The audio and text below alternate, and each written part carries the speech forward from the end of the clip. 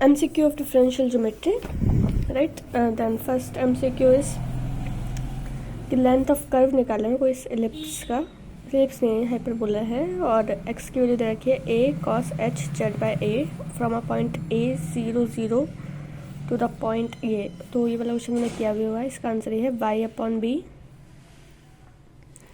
ठीक है, क्योंकि x दे हुआ तो x नहीं लेंगे, y देंगे, y upon b under root a square plus b square, right. को निकालनी है length of one complete turn of a circular helix, मतलब सरफेस निकालनी है हेलिक्स की, वो यही निकलेगी 2 pi under root a square plus b square. Second question है कि osculating plane of a curve c can be determine which, उसका क्लास हमेशा ग्रेटर देन इक्वल टू 2 होता है। ठीक है, फिर उसके बाद है कि इक्वेशन दे रखी है, तो आर्क लेंथ को हम कैसे रिप्रेजेंट करते हैं, मतलब प्लेन सरफेस को, प्लेन सरफेस वो है जब ट्रिपल प्रोडक्ट आपका 0 आ जाए। ठीक है, फिर यहाँ पे है कि the equation of osculating plane in terms of parameter t, भाई ये और ये दोनों सेम है। ठीक है, ये वेक्टर ट्रिपल प्रोडक्ट ही तो है। कि osculating plane is perpendicular to the normal plane, yes. Condition for a point to be inflection is कि उसका डबल डैश क्या होना चाहिए, 0, right. Osculating plane at a point has a contact point, 3 contact point. ठीक है, class इसका ये होता है 2, है ना, ग्रेटर देन इक्वल टू 2 का मतलब कि 2 पॉइंट्स तक उसके डेरिवेटिव 0 आएंगे, उसके बाद 0 नहीं आएंगे। मतलब कि जो इसका मतलब ये है कि जो आर ट्रिपल डॉट है वो नॉट इक्वल टू क्या है, 0। तो ये हैज़ अ 3 पॉइंट कॉन्टैक्ट होता है ऑस्कुलेटिंग प्लेन, रिमेंबर इट। अब मेरे को निकालना है equation of a normal plane. Equation of normal plane मैंने बताई थी। ठीक है, नॉर्मल प्लेन को क्या रिप्रेजेंट करेगा भाई, नॉर्मल प्लेन परपेंडिकुलर कौन होता है, टेंजेंट वेक्टर। अब टेंजेंट वेक्टर से उसका डॉट करवाओगे तुम उस पॉइंट पे जो वैल्यू प्रेजेंट है, तो वो उसके परपेंडिकुलर, मतलब 0 आएगा उसका डॉट प्रोडक्ट। तो यही रिप्रेजेंट कर रहा है कि r माइनस जो मेरा स्मॉल r है उसका जो भी डेरिवेटिव है, मतलब टेंजेंट का जो डेरिवेटिव है स्लोप, उसको वापस में मल्टीप्लाई कर दिया जाए तो 0 आ जाएगी। इक्वेशन ऑफ नॉर्मल प्लेन होती है। फिर यहाँ पे कि रेडियस ऑफ कर्वेचर रो दे रखी है, कि कर्वेचर दे रखा है, तो दोनों में रिवर्स रेशो होता है। उसके बाद यहाँ पे कर्वेचर ऑफ सर्कुलर हेलिक्स। ठीक है, मेरे को कर्वेचर मतलब टेंजेंट निकालनी है एक तरीके से, तो ये क्या हो जाएगा, sine square alpha bye alpha. Curvature मतलब सीधे सीधे क्या, कप्पा कप्पा निकाला इसने। और अगर यहाँ पे टॉर्शन पूछता तो टॉर्शन ये बनता था sine alpha cos alpha upon alpha, याद है मेरे को। यहाँ इसकी जगह 80 होता, तब उस केस के अंदर जो मेरा कप्पा बनता था वो ये बनता a upon under root a square plus C square, और टॉर्शन मेरा बनता c बराबर under root a square plus C square. अब यहाँ पे ये टॉर्शन दे दिया, ये रेडियस ऑफ टॉर्शन दे दी। ठीक है, तो इन दोनों भी रिवर्स रेशो होता है। इट्स कर्वेचर अगर ये कांस्टेंट रेशो में तो सिलेंड्रिकल हेलिक्स बना देते हैं। Magnitude of this Q curvature is like ये under root K square plus torsion square. इस क्यू कर्वेचर आपका नॉर्मल का जो कर्वेचर होता है उसको बोलते हैं basically. Necessary sufficient condition for a curve to be straight line kappa 0 हो जाए। Necessary sufficient condition curve to be plane curve, torsion should be 0, मतलब जो बाइनॉर्मल है वो 0 हो जाए। Rate of change of binormal should be 0। ठीक है, अब यहाँ पे कि अगर टी को यूनिट टेंजेंट वेक्टर है तो क्या होता है, वो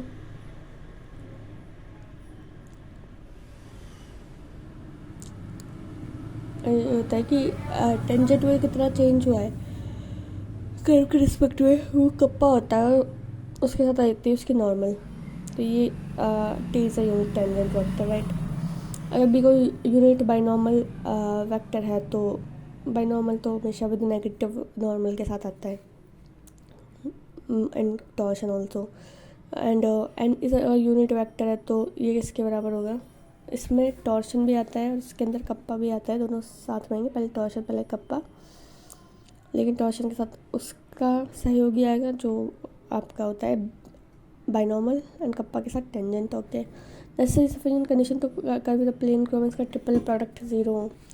फिर यहाँ पे है आपका if y is a position vector on a curve in then the curve is plane की यही कंडीशन है कि ट्रिपल प्रोडक्ट इनका 0 होना चाहिए। फिर यहाँ पे if principal normal at a consecutive point of a curve do not intersect, वो तब तक इंटरसेक्ट नहीं करेगा प्रिंसिपल नॉर्मल जब तक कि आपका टॉर्शन 0 ना हो जाए। ये चीज़ याद रखनी है, प्रिंसिपल नॉर्मल तब तक इंटरसेक्ट नहीं करता। ये अच्छा क्वेश्चन है।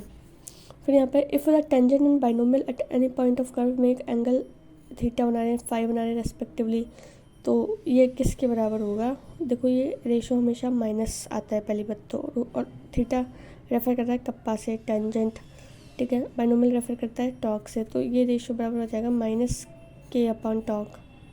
डी कोई डार्क बॉक्स है तो वो ऐसा होगा कि टी डैश बराबर क्या बन जाएगा, मतलब टी से क्रॉस लेने पे मेरे को टी डैश मिल रहा है, एन से क्रॉस करने पे मेरे को एन मिल रहा है, और बी से क्रॉस करने पे मेरे को नॉर्मल मिल रहा है, तो ये डार्क बॉक्स वेक्टर को रिप्रेजेंट कर रहा है।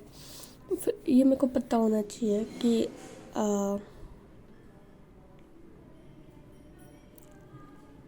ऐसे रख लो उसको, नल पति, तब जाके याद रहेगा नल पति। ओके, मतलब sigma equal to rho tan alpha.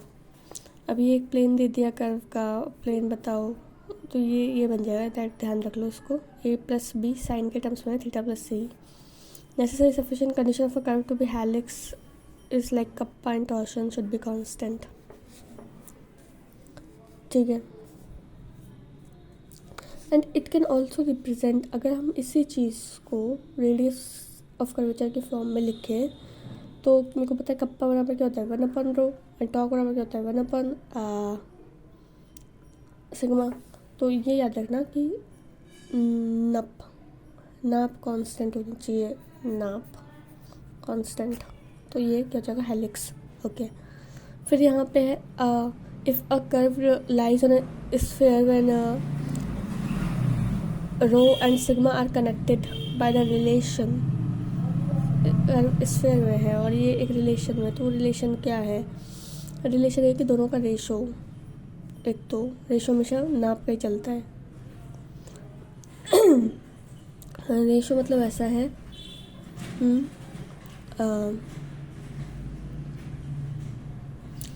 सबसे पहले तो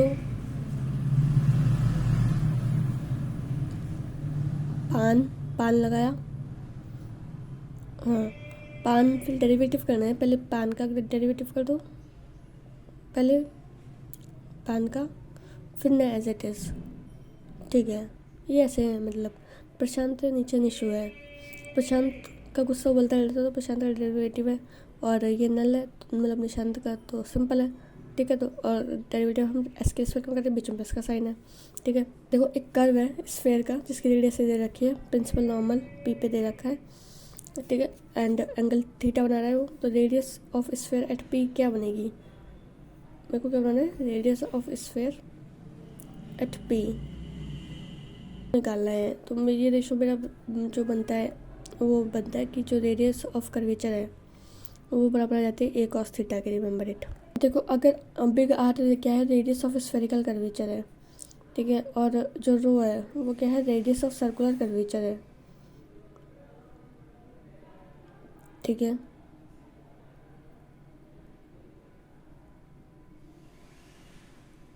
देन आपका ये हो जाएगा, कर्वेचर सर्कुलर दे दिया तो रो बराबर ये हो सकता है क्या, देखो अगर theta between the principal normal at O and P is given by, तो थीटा की वैल्यू क्या जाती है एस, मतलब आर्क है, ये बराबर ऐसे है, थीटा बराबर एस आर्क बटे रेडियस 1/ρ स्क्वायर 1/σ स्क्वायर, कैसे भी लिख लो इसको इस तरीके से भी लिख सकते हो, थीटा बटे एस आर है ना 1/ρ स्क्वायर, तुम तो जान लो थीटा बराबर एस, और ये है 1/रो² प्लस 1/σ²।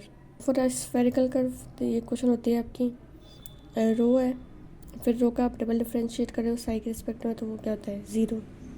टेंजेंट को रिप्रेजेंट करिए ना, टेंजेंट कर्वेचर प्लस कर्वेचर का डबल डिफ्रेंशिएशन, और दोनों को ऐड करने पे 0 आ रहा है। देखो कि O and P adjacent point है किसी कर्व पे, मतलब ऐसे कि ओ पे मिलके कर्व बना रहे हैं, मतलब एस बना रहे हैं। देन डिफरेंस बिटवीन द कोड O P and arc O P equal to this. मतलब ऊपर क्या है, कर्व का क्यूब है s³, नीचे क्या है 24 रो², नीचे रो² है 24 आ रहा है। फैमिली ऑफ सर्फेसिस क्या है, जैसे मेरे को एक क्वेश्चन मिल गई है, अब ए कोई कांस्टेंट, अब कांस्टेंट डिफरेंट वैल्यूज़ कर देंगे तो हमें डिफरेंट सर्फेसिस मिल जाएंगे, तो ये हो जाएगा फैमिलीज ऑफ सर्फेसिस। देखो कैरेक्टरिस्टिक्स क्या है, मतलब तो कैरेक्टरिस्टिक्स किसको बोलते हैं कि जैसे मेरे पास कर्व है, ठीक है, ये कर्व है, अब ए कोई कांस्टेंट है, उस कांस्टेंट के रिस्पेक्ट में फंक्शन में जो भी चेंज आ रहा है, अगर वो भी 0 हो गया तो वो उसका क्या हो जाएगा कैरेक्टरिस्टिक्स, ठीक है। मतलब उसका लिमिटिंग पॉइंट है एक तरीके से, लिमिटिंग पोजीशन है, मतलब जहाँ पे वो ए के रिस्पेक्ट में चेंजेस 0 हो जाए वो लिमिटिंग पॉइंट हो गया, तो वही जो लिमिटिंग पोजीशन है वही characteristics of the surface corresponding to the parameter A. इस पैरामीटर के अबाउट क्या है, उसका कैरेक्टरिस्टिक्स है। जनरली हम इसको f(x,y,z) ए को डायरेक्ट f(a)=0 लिख देते हैं। एनवेलप क्या बीमारी है, एनवेलप है मतलब कि locus of characteristics of all value of the parameter A. Parameter A के लिए जितने भी कैरेक्टरिस्टिक्स हो रहे हैं, मतलब जहाँ पे भी उसका डेरिवेटिव 0 हो रहा है, उन सब का वो लोकस कि वो कहाँ कहाँ वेरी कर रहा है, तो वो सब क्या है envelope of a system of surface. Present करते हैं ऐसे कि जितने भी कैरेक्टरिस्टिक्स है ए के रिस्पेक्ट में फंक्शन किया जाएगा 0, ठीक है। दूसरी चीज़, अगर 2 पैरामीटर मेरे पास तो इसको डबल लिख दो, कोई ज़रूरत नहीं, f(a)=0। f(a)b का मतलब यहाँ पे x,y,z तो इनहेरेंट है ही है, मतलब वो है, दिख नहीं रहे तो क्या हुआ। फिर ए के रिस्पेक्ट में भी जो फंक्शन का डेरिवेटिव वो 0 होना चाहिए, और बी के रिस्पेक्ट में फंक्शन का डेरिवेटिव क्या होना चाहिए 0। एक और स्टेटमेंट है कि envelope of family of a surface touch each member of the family at all point of its characteristics. मतलब कि जो एनवेलप होता है वो किसी भी सरफेस का वो टच करता है हर एक मेंबर को, ठीक है। कैरेक्टरिस्टिक्स के जितने भी पॉइंट हैं वहाँ पे वो उसको टच करेगा ही करेगा कर्व। देखो कि जो normal of the surface coincide with the normal to the surface at the characteristics point, ठीक है। मतलब जो नॉर्मल होती है सरफेस की, किसी भी सरफेस की, वो उसकी कैरेक्टरिस्टिक्स के नॉर्मल की कॉन्साइड करती है। तो इसका मतलब ये कि envelope has a same tangent as those of families of surface of characteristics point. जितने भी कैरेक्टरिस्टिक पॉइंट्स उनका जो भी टेंजेंट है वो सेम होगा एनवेलप के टेंजेंट से। एज ऑफ रिग्रेशन वो है कि कैरेक्टरिस्टिक्स का जो इंटरसेक्शन पॉइंट होता है उसको बोलता है एज ऑफ रिग्रेशन। कैरेक्टरिस्टिक्स क्या कि उसकी पैरामीटर के रिस्पेक्ट में फंक्शन 0 हो रहा है, ठीक है। इसे जैसे भी फंक्शन है उन सबका इंटरसेक्शन क्या हो जाएगा एज ऑफ रिग्रेशन, क्योंकि ईच कैरेक्टरिस्टिक्स कहाँ लाया कर रहा है एनवेलप पे, तो edge of regression is curve lying also in the envelope. तो यहाँ पे एज ऑफ रिग्रेशन कैसे निकालेंगे, जैसे f0 है और कैरेक्टरिस्टिक्स क्या हो जाएगा कि इस पैरामीटर के रिस्पेक्ट में फंक्शन 0, यानी कि del f upon del a = 0। Second है उसका डबल डेरिवेटिव भी 0, तो एज ऑफ रिग्रेशन हो जाएगा। करेंगे कि इसको एलिमिनेट करेंगे, ए को, हमारा मेन मकसद है कि ए को एलिमिनेट करना, और हमें जो इक्वेशन चाहिए वो एज ऑफ रिग्रेशन की इक्वेशन मिल जाएगी। Characteristics touch the edge of regression. जो tangent of edge of regression है पैरेलल होती है किसके, टेंजेंट ऑफ द कैरेक्टरिस्टिक्स, ठीक है। Therefore the two curve touch at their common points. मतलब एज ऑफ रिग्रेशन की टेंजेंट और कैरेक्टरिस्टिक्स की टेंजेंट सेम ही होती है।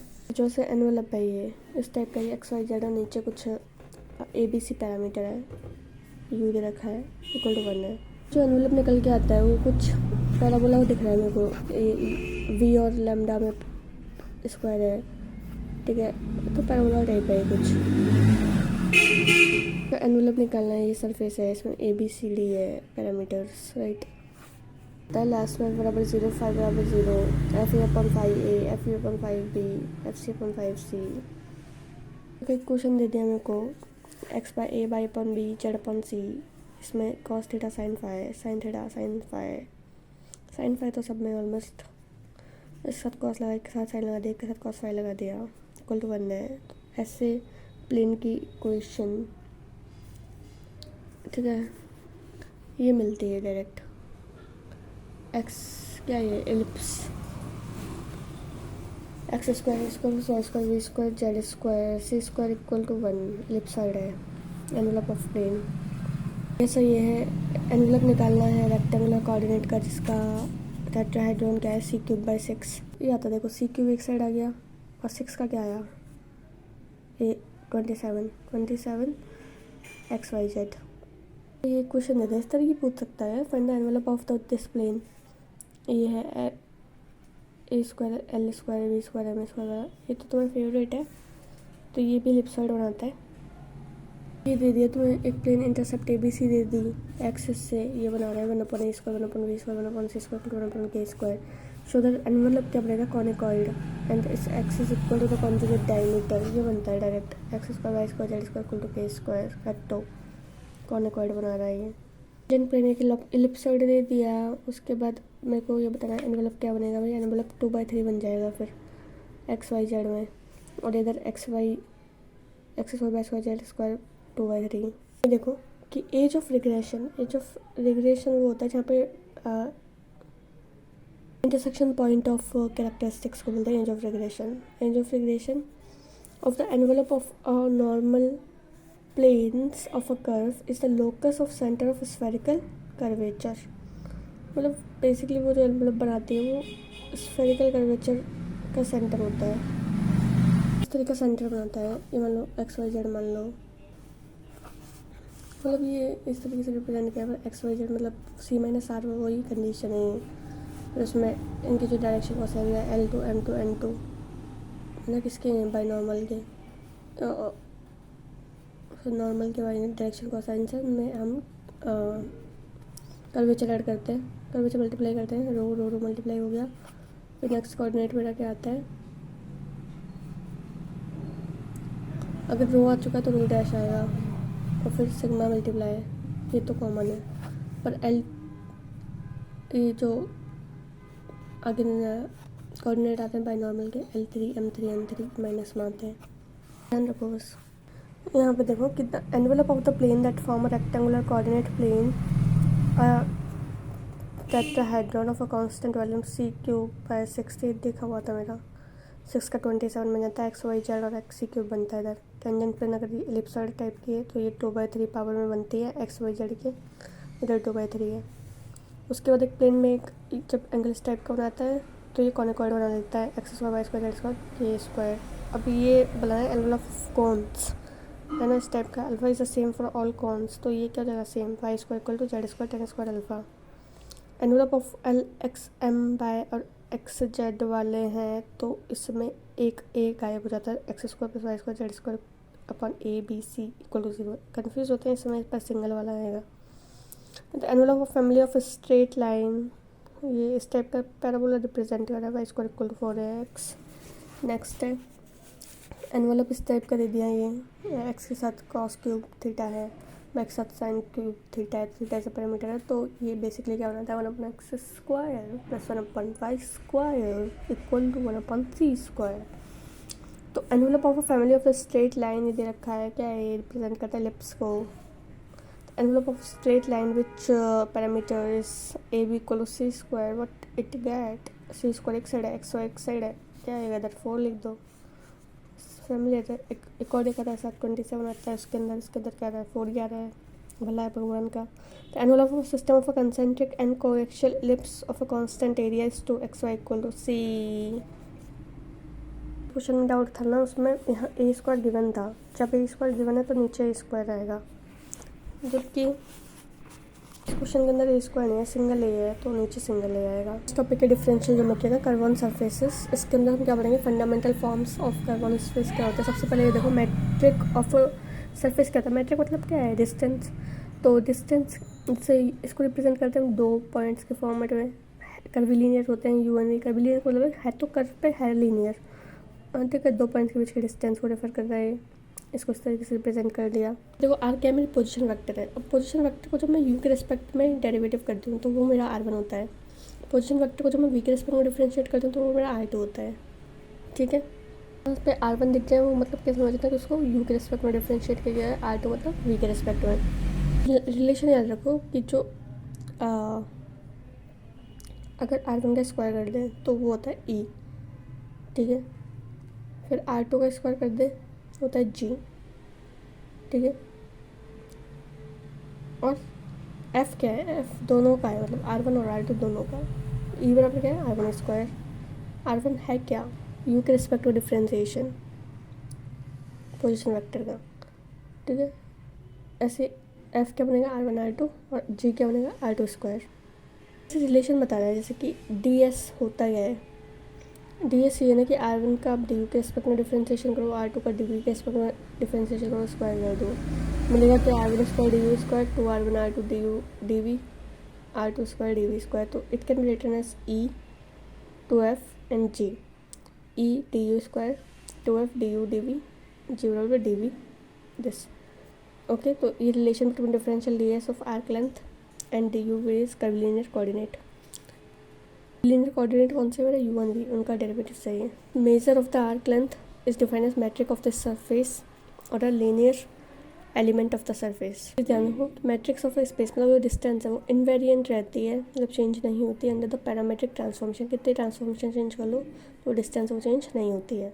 यहाँ पे देखो कि the matrix of the first fundamental form, ठीक है, is a positive definite. Positive definite मैंने वेक्टर कैलकुलस में भी पढ़ा था, उसके अंदर वेक्टर एनालिसिस में, उसके अंदर ये था वेक्टर अलजेब्रा में कि जितने भी मेरी आइगन वैल्यूज़ अगर वो सभी पॉजिटिव हो जाते हैं तो पॉजिटिव डेफिनेट हो जाता है, या उसका determinant greater than equal to 0 हो रहा हो। यहाँ पर उससे कोई लेना देना है कि अगर फर्स्ट ये पॉजिटिव डेफिनेट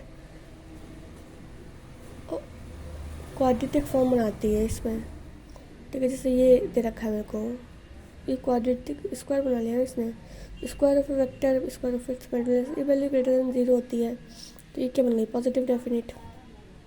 फंडामेंटल फॉर्म में मेनली किस लिए यूज़ होती है, find the calculation of length of surface. इसको क्या बोलते हैं, मैट्रिक ऑफ द सरफेस। तरीके से भी लिख सकते हो आप,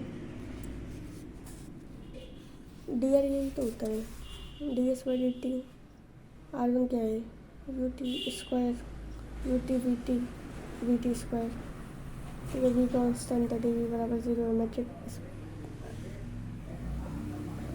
तो डी एस स्क्वायर बराबर क्या हो जाएगा, ए डी, अभी एक को कांस्टेंट कर दोगे तो सिर्फ इतना बचेगा, ठीक है। अगर यू को कांस्टेंट कर दोगे तो सिर्फ जी बचेगा।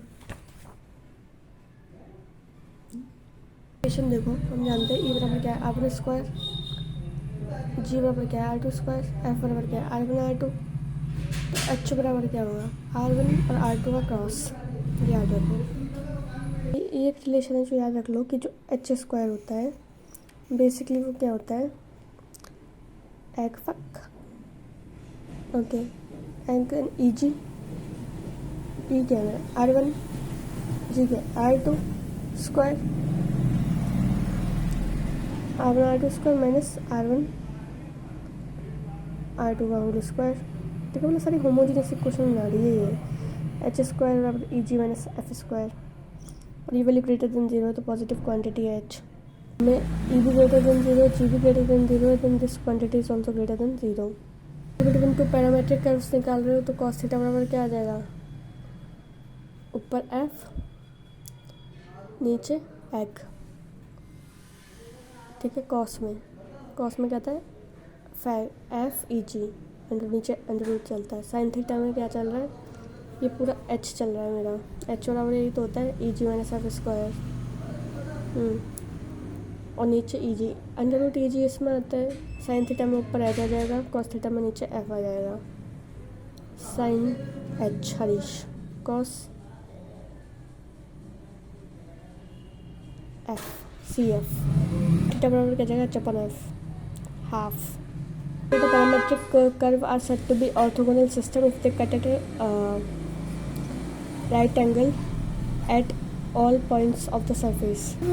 जहाँ पे काट रहे हैं वो राइट एंगल पे काट रहे हैं, वो क्या बोलते हैं, orthogonal system. The insufficient condition for a parametric curve तो भी ऑर्थोगोनल सिस्टम इस एफ बराबर 0, एफ क्या होता है मेरा R1 R2, उनका डॉट प्रोडक्ट क्या है 0 at each point on the surface.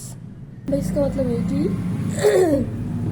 जो एक्स के यू के दो कोऑर्डिनेट लिए हुए ना यू एंड यू के रिस्पेक्ट में जो चेंज आ रहा है पोजीशन में, और जो चेंज मेरा वाई के रिस्पेक्ट में आ रहा है, उन दोनों का इंटरसेक्शन पॉइंट के बीच का एंगल 90 डिग्री है, और उन सब का कलेक्शन बना लिया जाए तो ऑर्थोगोनल बोल देंगे इसको। क्या हो गया? ऑर्थोनॉर्मल। ऑर्थोगोनलिटी की कंडीशन ये है एफ बराबर 0, R1 dot R2 equal to 0। Element of area निकालना है, अगर लिख लो DS बराबर क्या बनता है H DU DV, R1 cross R2, H मतलब ये होता है R1 R2 का क्रॉस DU DV आया हुआ है क्वेश्चन में, एग्जाम में आया, DSSP में भी आया है कि एरिया ऑफ अ पैरेललोग्राम बता रहा है H DU DV।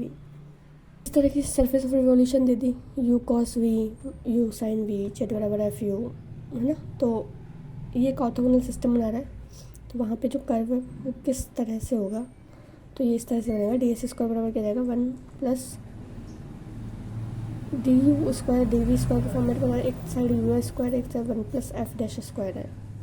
ये है फर्स्ट फंडामेंटल कोफिशिएंट निकालना है, मतलब EFGH निकालना है आपको, and area corresponding to that anchor ring. ये एरिया डायरेक्ट ध्यान रख लो 4AB पाई स्क्वायर होता है। फंडामेंटल कोफिशिएंट तो वो थे EFGH, है ना। अब यहाँ पे सेकंड फंडामेंटल और ये सेकंड ऑर्डर मैग्नीट्यूड क्या होते हैं हमारे LMN होते हैं, ठीक है, ओके। डबल डेरिवेटिव है यहाँ पे LMN, ठीक है। अब R का अगर डबल डेरिवेटिव कर दे तो R11, R का ठीक है, R2 का डबल डेरिवेटिव कर दे तो R22, तो R12 का मतलब है एक U के रिस्पेक्ट में एक V के रिस्पेक्ट में, ठीक है। तो इसको इस तरह से लिखते हैं, L बराबर क्या हो जाएगा, N मेरा क्या है R1 cross R2 upon H, H is the modulus of R1 cross R2, right, modulus H, okay. So that is R11N, M बराबर R12N, N बराबर RN22N, ठीक है। So it can be written as a quadratic differential equation L du square plus 2m du dv n dv square, right.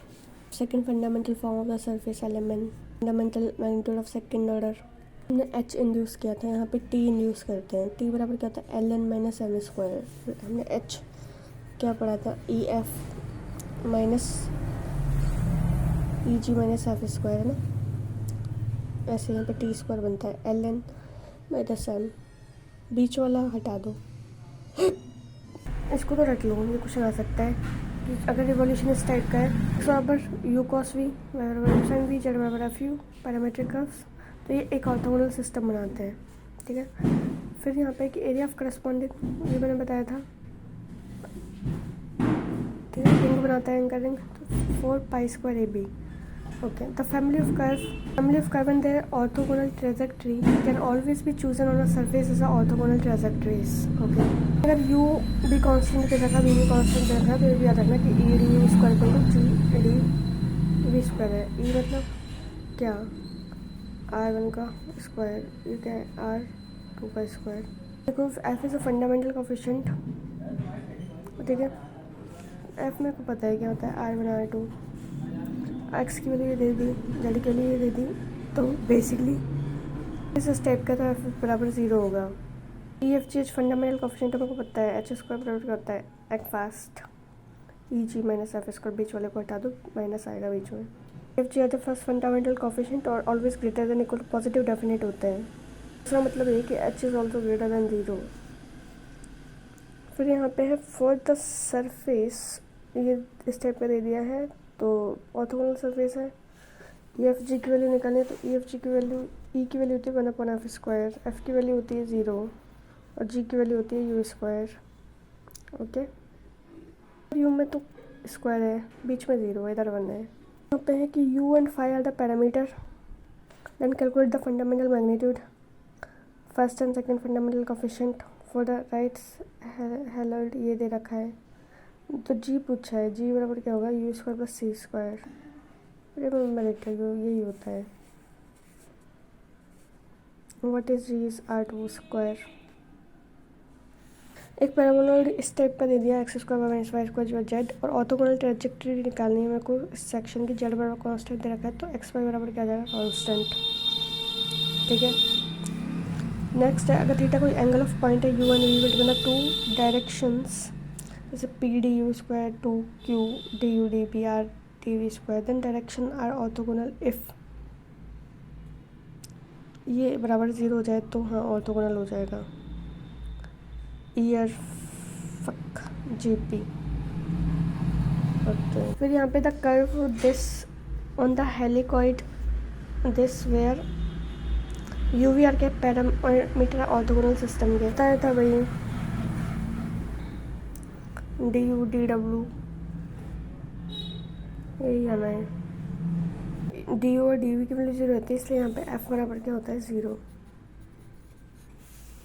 होती है 1/f², जी की value होती है you square. इस तरह का सरफेस दे दिया है एक्स बराबर A U plus V B U minus B Z बराबर यू दे रहे पैरामीट्रिक कर्व, तो ये स्ट्रेट लाइन बनाता है हमेशा। कर दिया है कि पैरामीट्रिक कर्व दे दिया एक्स बराबर a sine u cos v है, वाई बराबर a sine u sine v है, जेड बराबर ए कॉस यू है, u1 भी पैरामीटर है, then h square equal to क्या है a की power 4 upon sine square u. ये चीज़ याद रखना है। यहाँ पे है कि टू फैमिली कर्व दे रखा है, जैसे P D you square two q u d you d b plus r D we square है। ऑर्थोगोनल कब होते हैं, ऑर्थोगोनल तब होते हैं जब e r minus two f q plus g p बराबर क्या हो 0। ये चीज़ ध्यान रख लो।